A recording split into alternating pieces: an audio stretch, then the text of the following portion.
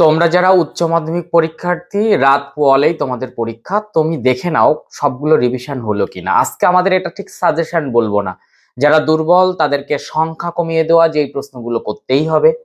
যারা একটু middle class student, দেখা গেল 60-70% বা 55-45% এর মধ্যে আছো, তাদের জন্য একটু বেশি করে প্রশ্ন চাপিয়ে দেওয়া, যে দুইয়ের জায়গায় তিনটে প্রশ্ন যাতে করে যেতে পারো, তিনের জায়গায় চারটি প্রশ্ন যাতে করে যেতে পারো। তাছাড়া যারা খুব গ্রেড ওয়ালা দারুণ, যারা 90 আপ বা তার বেশি এরকম নাম্বার করবে, 92, 3, 4 এরকম জায়গায় নাম্বার করবে, তাদের জন্য মিলিয়ে নেওয়া, যে A to Z MCQ, SAQ, সমস্ত 5 গুলোর 10-এর প্রবন্ধ সবগুলো একবার একটু মিলিয়ে নাও।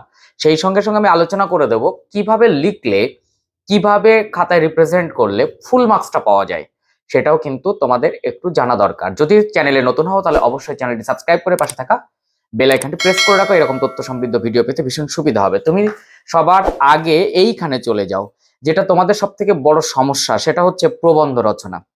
এখন প্রশ্ন হচ্ছে যে স্যার কোনটা লিখবো। তোমরা কিন্তু 95% সবাই জীবনীতে চলে যাও, অর্থাৎ শেষের তথ্য থাকে, সেই তথ্য দিয়ে তোমাকে একটা রচনা লিখতে হয়।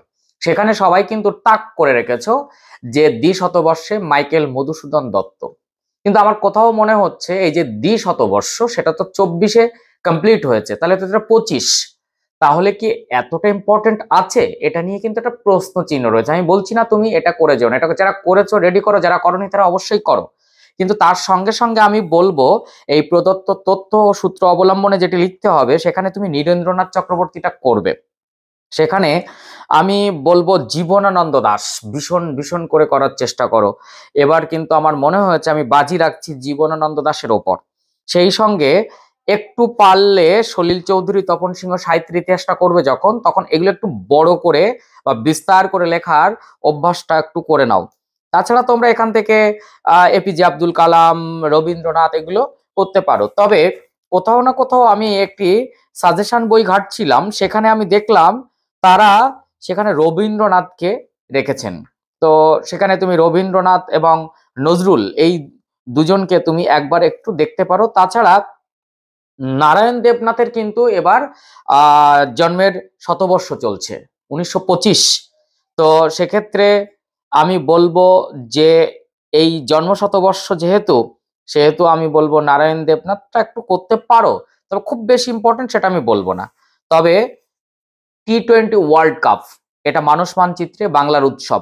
এবছর নারী নিয়ে কিছু না কিছু একটা টাচ করা হবে এই মানুষ মানচিত্রে, সেই জায়গাটা একটু মাথায় রেখো। ছাত্র সমাজ ও তাদের কর্তব্য, বিশ্ব উষ্ণায়ন, এটা হচ্ছে আমার মনে হচ্ছে মানুষ মানচিত্রে এগুলো রাখা দরকার। চরিত্র গঠনে খেলাধুলা। এছাড়া তুমি যদি মনে করো যে পক্ষে বিপক্ষে যুক্তিগুলো একটু করে যাব, তাহলে পরীক্ষায় প্রাপ্ত নাম্বার সাফল্যের একমাত্র মাপকাঠি নয়, উৎসব ছাড়া জীবন অচল। এটা আমার ভীষণ মনে হয়েছে, যারা তর্ক বিতর্ক করবে পক্ষে বিপক্ষে যুক্তি। জীবিকার আদর্শের স্থান বিদেশ, আর চলভাস ছাড়া চলমান জীবন অচল। অবসরে বই পড়া, এইগুলোর ওপর একটু করো। আমার মনে হচ্ছে যারা বিষয়ের গভীরে যাবে তারা অবশ্যই এইগুলো একটু করবে। সেটা হচ্ছে বৈচিত্র্যের মধ্যে ঐক্য, আর বই পড়া, পল্লী সাহিত্য, এগুলোর ওপর একটু জোর দিয়ে চলো। আশা রাখছি এগুলো হয়ে যাবে। তবে কোথাও না কোথাও আমি বলবো, যাদের খুব সমস্যা থাকবে যে আমি মানুষ মানচিত্র পেলাম না, কিংবা বিষয়ের গভীরে পেলাম না, বা কোন রচনায় আমি কমন পেলাম না, তাহলে আমি বলবো তুমি যুক্তি তর্কে চলে যাও। দেখো পক্ষে যুক্তি লেখা থাকবে, সেটাকে বিপক্ষে যুক্তি 1, যুক্তি 2, যুক্তি 3 করে তুমি লিখতে পারো। তুমি যদি মনে করো এই যুক্তি তর্কের ভিডিও একটু দেখে নিতে হবে, ডেসক্রিপশন চেক করো, আমি একটা লিঙ্ক দিয়ে দিচ্ছি, সেখানে কিন্তু আমি যুক্তি তর্ক কিভাবে লিখতে হয় বলে দিয়েছিলাম। তাহলে 10 মার্কসের প্রবন্ধ রচনা নিয়ে মোটামুটি একটা আলোচনা করা গেল। এবার আমরা ভাষাতে চলে যাব। এই জায়গায় সবার আগে মাথায় রেখো 3 আর 2, 5-এর জন্য আমি শর্ট পার্টের একটি ভিডিও দিয়েছি, ডেসক্রিপশন চেক করো, আমি সেখানে তুমি পেয়ে যাবে। আমি শর্টের জন্য তোমাদের ইম্পর্টেন্ট কিছু প্রশ্ন সেখানে বেছে দিয়েছি। আর আমি এখন যেটা বলবো সেটা হচ্ছে তোমার 5 মার্কস। এই ভাষার জন্য 5 মার্কসে তুমি এই প্রশ্নগুলোর উপরে ভীষণ জোর দিয়ে যাও। আমি একদম বলবো গঠনগত অনুসারে বাক্য কয় প্রকার, শ্রেণীকরণ করে তাদের সংক্ষিপ্ত পরিচয়। 1, এবার মনে হচ্ছে বিভাজ্য আর অবিভাজ্য ধ্বনি কাকে বলে, এদের পরিচয় যে কোনো একটি আসবে। হয় বিভাজ্য ধ্বনি কাকে বলে এদের সংক্ষিপ্ত পরিচয় দাও, বা অবিভাজ্য ধ্বনি কাকে বলে এদের সংক্ষিপ্ত পরিচয় দাও। ধ্বনি গুচ্ছ আর মানে গুচ্ছ ধ্বনি আর যুক্ত ধ্বনির পরিচয়, এটা কিন্তু বেশ ইম্পর্টেন্ট। এখানে তোমার মনে হয়েছে যে ধ্বনিমূল ও সহধ্বনির সম্পর্ক বুঝিয়ে দাও। তাছাড়া শব্দার্থের উপাদানমূলক তত্ত্বটি আলোচনা করো। কেউ যদি মনে করো তাহলে একটা করে রাখতে পারো, ফলিত ভাষাবিজ্ঞানের বিভিন্ন শাখা উল্লেখ করে যে কোনো একটি শাখা পরিচয়। এখান থেকে তুমি এসএ কিউ হিসাবে করে রেখে দেবে বিকল্পন, ক্লিপিংস, পদগুচ্ছ, মুন্ডমাল শব্দ, জোড়কলম শব্দ।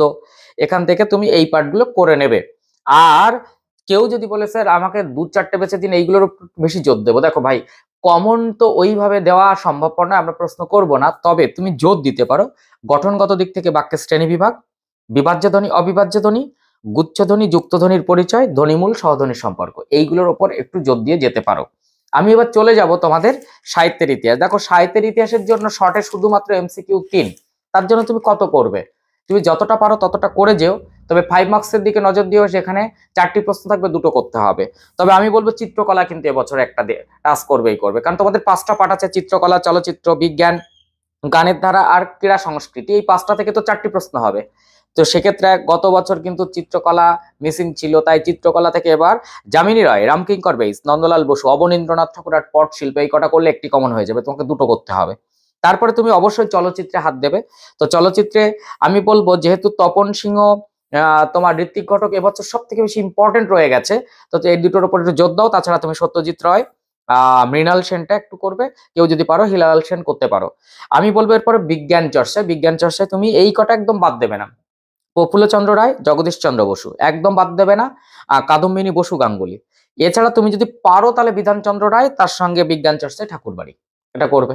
এবার আমি বলবো যে তুমি গানের ধারাতে কোনগুলো করবে, অবশ্যই রজনীকান্ত সেন, নজরুল আর 2টি লোকসঙ্গীতের ধারা একদম বাদ দেবে না। গানের ধারাতে রবীন্দ্রনাথ একটু করে রাখার চেষ্টা করতে পারো। আর ক্রীড়া সংস্কৃতিতে রামায়ণে দাবা এবছর আসার চান্সেস রয়েছে। সেই সঙ্গে তুমি একটু ফুটবল, সৌরভ গঙ্গোপাধ্যায় নিয়ে একটু ভাবতে পারো। আর বাংলার কুস্তি চর্চা এগুলো করো, সার্কাসটা করার চেষ্টা করো। এবার কেউ যদি বলে স্যার আমাকে একটু কমিয়ে দিন, তাহলে আমি বলবো চিত্রকলাটা সব করে নাও। চলচ্চিত্র থেকে তপন সিংহ, ঋত্বিক ঘটক, সত্যজিৎ রায়, মৃণাল সেন করে যাও। এরপরে তুমি রামায়ণের দাবাটা একটু করে নাও। আর অবভিয়াসলি প্রফুল্লচন্দ্র রায়, জগদীশ চন্দ্র বসু আর কাদম্বিনী বসি গাঙ্গুলি, এটা করে নেবে। এই হচ্ছে তোমাদের সাহিত্যের ইতিহাস, মানে শিল্প, সাহিত্য, সংস্কৃতির ইতিহাস। এবার আমরা চলে যাব পূর্ণাঙ্গ সহায়ক গ্রন্থ। এই জায়গাটা নিয়ে কিন্তু অনেকেই অনেক রকম দ্বিমত, অনেক রকম বিষয় থাকে। এই জায়গাটা অনেক অনেক বছর এদিক ওদিক হয়েছে। সেটা হচ্ছে আহ আমার বাংলা, অর্থাৎ পূর্ণাঙ্গ সহায়ক গ্রন্থ। সেখান থেকে তুমি কোনগুলো করবে আর কোনগুলো করবে না, এইটার জন্য আমি ডেসক্রিপশনে একদম বিস্তারিত বোর্ডে লিখে একটা ভিডিও দিয়েছি। তুমি এইটা দেখার জন্য ডেসক্রিপশনটা চেক করো, আমার বাংলা পূর্ণাঙ্গ সহায়ক গ্রন্থ, ওই ভিডিওটা দেখো। তাহলে আমার এখন বলাটা আর লেট করতে, মানে বারবার করে তোমাকে দেখতে হবে না, তুমি ওইটা দেখে নিলে এটা একদম ক্লিয়ার হয়ে যাবে। আমি চলে যাব এবার তোমাদের আন্তর্জাতিক কবিতা ও ভারতীয় গল্প। এখন অনেকের প্রশ্ন থাকে স্যার এই দুটোর মধ্যে আমি কোনটাতে হাত দেব। দেখো আমি তোমাকে বলবো এই দুটোর মধ্যে যার যেটা ভালো লাগে সে সেটা আগে হাত দাও, আর অন্যগুলোর স্টার মার্কস গুলো করে যাও। সেখানে তুমি যদি প্রথমে করো যে আমি অলৌকিক করবো, আমি বলবো হ্যাঁ তুমি করো, অলৌকিক খারাপ নয়, কারণ অলৌকিক মনে রাখার ক্ষেত্রে সুবিধা। তবে এই প্রশ্নগুলো একদমই ছাড়বে না। সেটা হচ্ছে চোখের জলটা তাদের জন্য, ঠিক হলো ট্রেনটা থামানো হবে, গল্পটা মনে পড়লেই হাসি পেত, হঠাৎ শীর্ষ মর্দানার জল তেষ্টা পেল, পাথর থামানোর ঘটনাটি লেখক প্রথমে বিশ্বাস করেননি কেন, কিভাবে তার কাছে ঘটনাটি বিশ্বাসযোগ্য হয়ে উঠলো। এই প্রশ্নগুলো একদম ছাড়বে না। এরপরে তুমি যেগুলো পারো, যে যদি এগুলো করে নাও, সেটা হচ্ছে অবাক বিহবাল বসে আছি, ঝড়ের বেগে ছুটে আসা ট্রেন থামানো গেল, পাথরের চা থামানো যাবে না কেন, ওই যে ঠিক হলো ট্রেন থামানো হবে, এই দুটো একসঙ্গে নিয়ে করবে। মায়ের বান্ধবী আমাদের সমস্ত ঘটনাটা শোনালেন, পাঞ্জা সাহেবে পৌঁছে এক আশ্চর্য ঘটনার কথা জানতে পারি, গুরু নানকের হাতের ছাপ ওতে আজও লেগে আছে, গল্পটা আমাদের স্কুলে শোনানো হলো। এগুলো তোমরা এক্সট্রা হিসাবে সাইডে রাখতে পারো। যারা পড়তে জানে এমন এক পজিরের প্রশ্ন করবে, তারা অবশ্যই ভারত জয় করেছিল তরুণ আলেকজান্ডার, অবশ্যই করবে। কবির সমাজ চেতনা এখানে পেয়েছে, পাতায় পাতায় জয়, জয়ের সবের ভোজ বানাতো কারা, ভীষণ ইম্পর্টেন্ট বলে আমার মনে হয়েছে। এরপরে যারা টানতে পারবে তারা এগুলো করবে। স্পেনের ফিলিপ খুব কেঁদেছিল খুব, সেই সন্ধ্যায় কোথায় গেল রাজমিস্ত্রিরা, কে আবার গড়ে তুললো এতবার, বয়ে লেখে রাজার নাম, জয়তরণে ঠাসা মোহনীয় রোম, গলদের নিপাত করেছিল সিজার, কত সব কবর, কত সব প্রশ্ন। তবে তিনটে বেছে দিতে বললে আমি বলবো ভারত জয় করেছিল তরুণ আলেকজান্ডার, কবির সমাজ চেতনা, পাতায় পাতায় জয়, জয়সবের ভোজ। এর সঙ্গে আরেকটা, কত সব খবর, কত সব প্রশ্ন। এগুলোর ওপর একটু জোর দিয়ে যাও। এখন প্রশ্ন হচ্ছে স্যার এখানে ফুল মার্কসটা কি করে পাবো? আমি বলবো তুমি একবার টেক্সট বুকটা পড়ো, যখন লিখবে প্রত্যেকটা প্রশ্নের উত্তরের মধ্যে যেন একটা করে ব্ল্যাক কালি দিয়ে কোটেশন লাইনটা থাকে। এক সেকেন্ড, যদি তুমি দেখো অংশ ভিত্তিক 2+3 বা 1+4, তখন তুমি প্রথমাংশ, ধরো প্রথমাংশের প্রশ্ন হলো এই অংশের বক্তাকে, তাহলে তুমি কি লিখবে? বক্তা। প্রথমাংশ লিখে বক্তা ব্ল্যাক কালি দিয়ে, তারপর উত্তরটা লেখা স্টার্ট করবে। তারপর কি লিখবে? 4-এর, সেটা দুটো পার্ট আছে, 1+4-এর, তো তুমি লিখবে শেষাংশ। তারপর লিখলে অংশটির তাৎপর্য ব্যাখ্যা করো, তো তুমি লিখলে তাৎপর্য ব্যাখ্যা করার পর ব্ল্যাক কালি দিয়ে, তারপরে তুমি ব্লু কালি দিয়ে আনসার শুরু করলে। এটা লিখবে। এক সেকেন্ড, 150 শব্দ বাঁধবে, সেখানে যেন কোনো রকম 1 পেজের কাছাকাছি বা 1 পেজ একটু সামান্য ফ্লো করলো, তার থেকে ছোট না হয়। কারণ অনেক অনেক সময় খাতা পড়া হয় না, তো খাতা দেখা হয়। আধুনিক যুগে খাতা দেখার অনেক ধরন রয়েছে, সেগুলো তো বলতে আর বাধা নেই।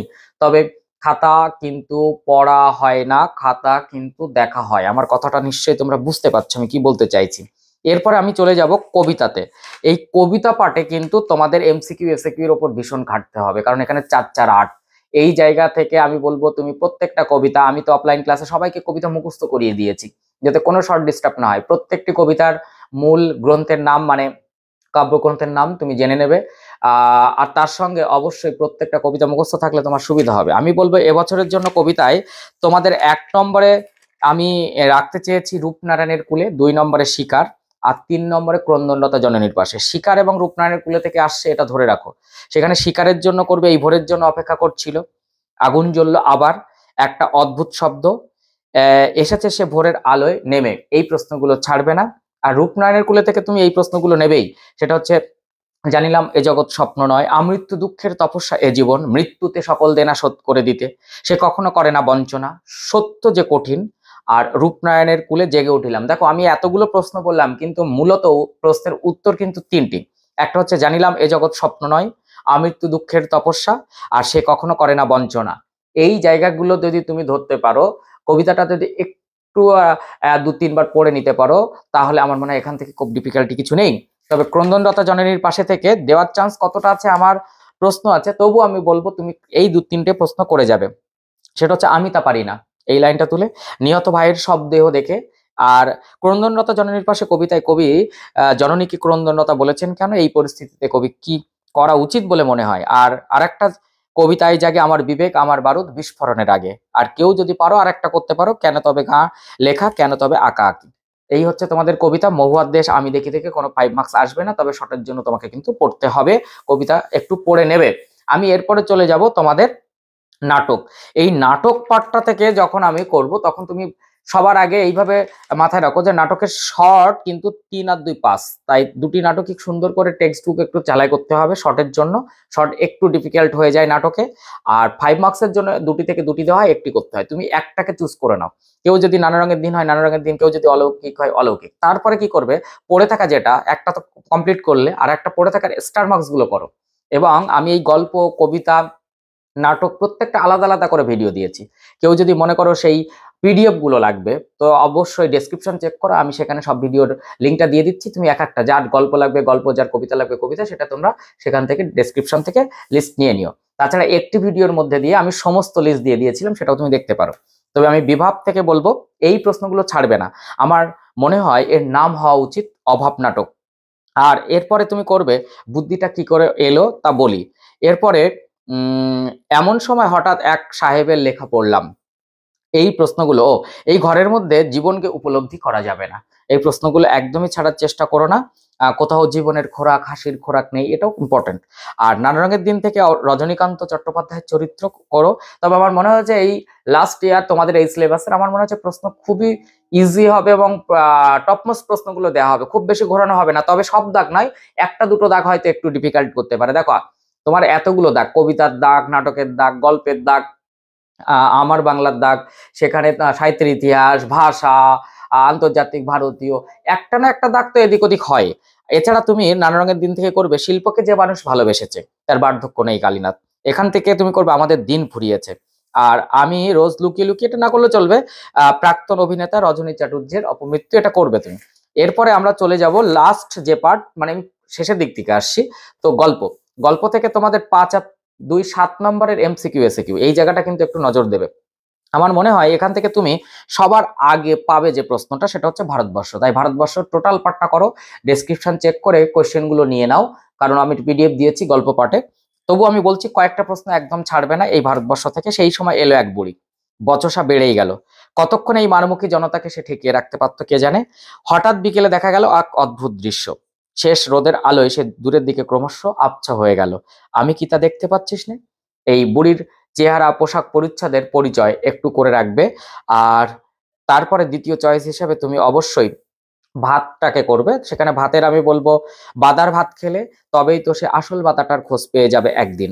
সেখান থেকে তুমি করবে যার নেই, যা ঝড় জল মাতলার গর্ভে গেছে তাই খুঁজে খুঁজে উৎসব পাগল হয়েছিল। আর এখান থেকে দাঁতগুলো বের করে সে কামটের মতো হিংস্র ভঙ্গি করে, আর ফুটন্ত ভাতের গন্ধ তাকে উতলা করে। এইটা কিন্তু এই প্রশ্নগুলো একদম ছাড়বে না। তাছাড়া তোমার অতিরিক্ত যদি করতে ইচ্ছে করে তো অবশ্যই তুমি গল্প পাঠটা ডেসক্রিপশন চেক করে ভিডিওটা নিয়ে নাও। এবার আমি কে বাঁচায় থেকে বলবো, এটা তুমি এইগুলো করবে। ওটা পাশবিক স্বার্থপরতা, মৃত্যুঞ্জয় চরিত্র, এই অপরাধের প্রায়শ্চিত্ত কি, সেদিন অফিসে যাওয়ার পথে মৃত্যুঞ্জয় প্রথম মৃত্যু দেখলো, মৃত্যুঞ্জয়ের বাড়ির অবস্থা শোচনীয়। এই প্রশ্নগুলোর ওপর একটু জোর দিয়ে যাও।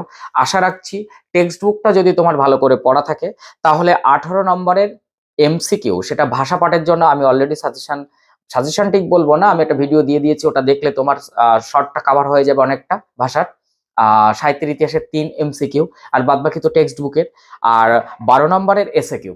এই 18 12 যদি তুমি ভালো করে পরীক্ষা দিতে পারো তাহলে তোমার 5 এবং 10 মার্কসে কোনো সমস্যা হওয়ার কথা নয়।